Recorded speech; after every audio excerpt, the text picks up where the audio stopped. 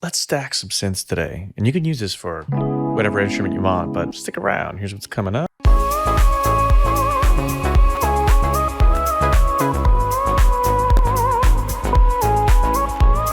All right, so I've got this synth loaded in. It's just plugged in 1/4-inch cable going right into this audio interface. And I have that loaded up here in Ableton. So you can see when I play this, you have it coming through. This button got it armed.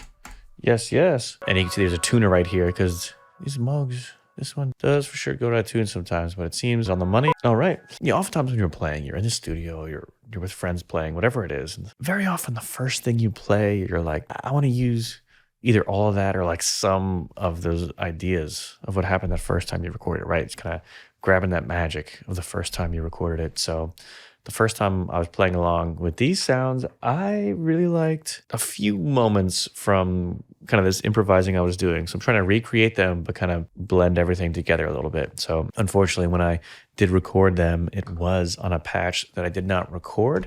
And it sounded like this. It's like a little spotchy on and off, but there's some parts of it I definitely want to kind of recreate and use to make a more repeatable melody. Let's see what we got.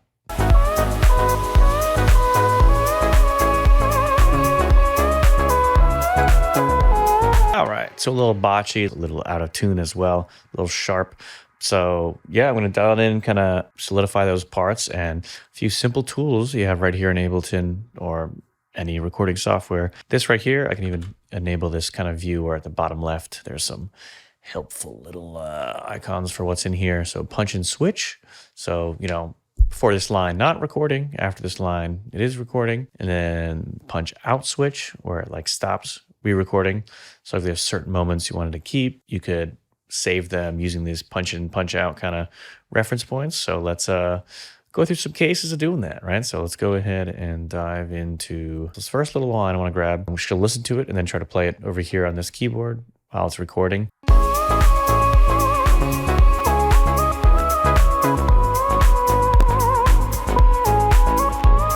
And there's helpful little things you can do as you're engineering yourself. It's like just you can increase the amount of bars before you start recording. Like, so for example, it's automatically set to record for 1 bar, right? So if I go ahead and click it in, hit this record button as it's armed, 2, 3, 4.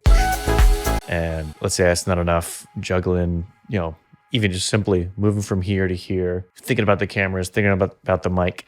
Maybe I will just switch it to 2 bars. So I have 2 bars to swivel on over, get ready, have like my hands on the appropriate places on the keyboard for kind of live performing. So on this one, my right hand is going to be doing the playing, my left hand kind of responsible for expression. So over here, this is the pitch bend. I like to have this set to whole step, 2 steps up or down.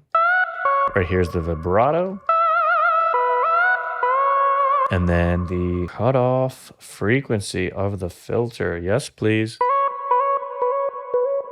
Just love the filters on this Moog. So beautiful. All right, let's try to record. And right before, I'll listen to this one more time. Yeah, I'm gonna try to piecemeal it, right? So I'm just trying to get really the main idea I was trying to get here. Let's see if I can get that down. So I'm just gonna loop record and stop it once I like it. A lot of different ways you can do this. That's what I'm gonna do right now. So I just selected this region and hit this loop button or Control L.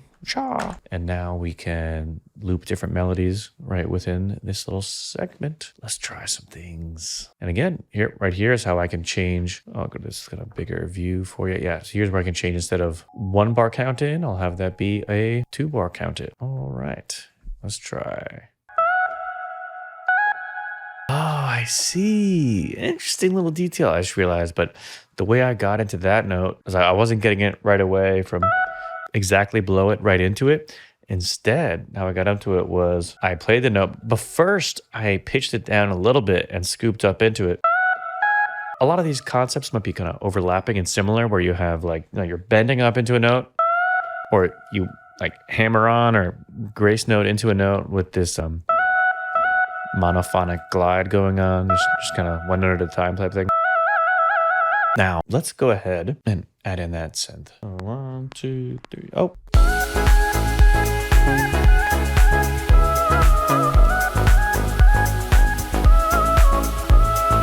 not great. The ending, a little lackluster. Leave the beginning for now. This I know I'm gonna cut.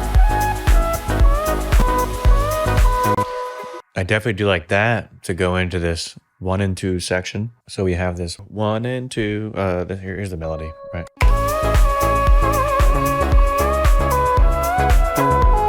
Well, that's a little wrong. When I heard this back, I'm like, there's something there. So I think it'd be more like.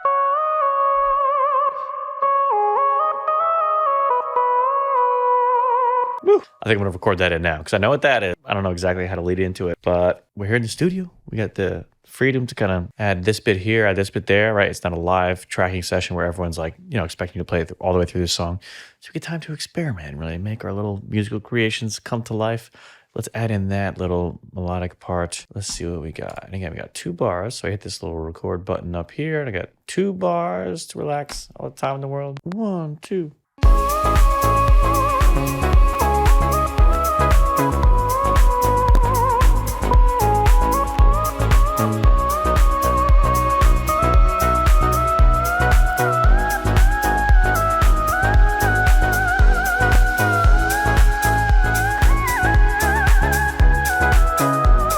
A little sloppy there, so let's punch in. Here's the process, right? Make this a little bigger.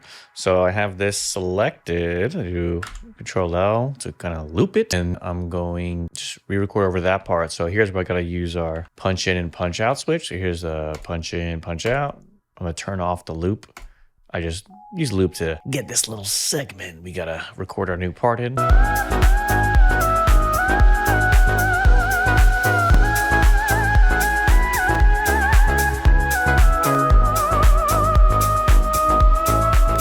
All right, so we punched the little part in. I see what the idea was there. I gotta tighten that up a little bit. Just a very slight pitch bend on there. If you look, let me change the focus to the pitch bend if I can. Whereas if like a full, definitely don't want that. And here's like a half step approximately. I feel like I almost want even a little bit less than a half step.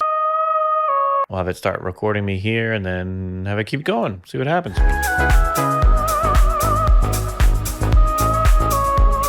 I like that on that first chord, kind of going up the B major, like 1, 4, 5, like this little rise.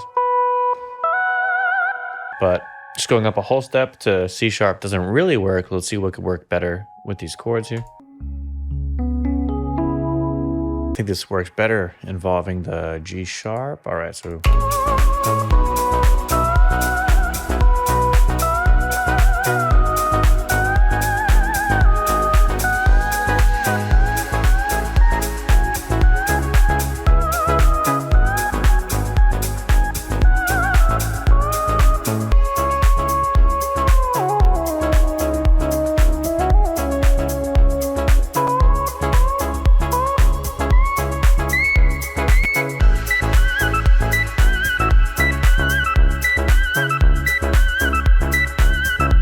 And then you can imagine pulling up to the next song on the DJ deck. Get the idea, build up. But yeah, that's just simple. That's one way to kind of just add in some new keys, working with overdubs, adding in some different key parts. Let me know if you like that. If you got any questions on anything going on here. Been working on the setup here. I've got a few options for viewing. I know some people say it's hard to see sometimes. Still working on the zooming for everything, but we're building these the music lab here. So let's try it out. Let's see what we got so far. I think I still have some work to do.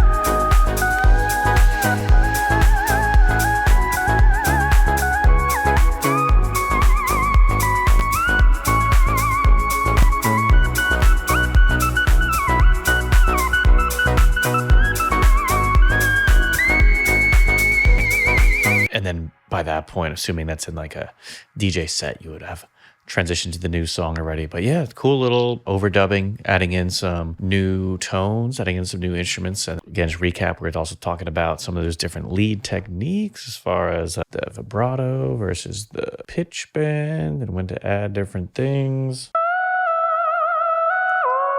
And not only bending up, but like starting as a note that's bent down and bring it back up. But the main techniques for when you're recording yourself is like knowing how to do your overdub, your punch-ins, and checking your count in time to make sure you have enough time to hop over to your instrument. So definitely please subscribe if you like this type of content. And if you have any comments on certain things you'd like to know about the recording and performing process. And I hope to see you in a future video. Take care. In fact, check out this video right here. It's like probably related.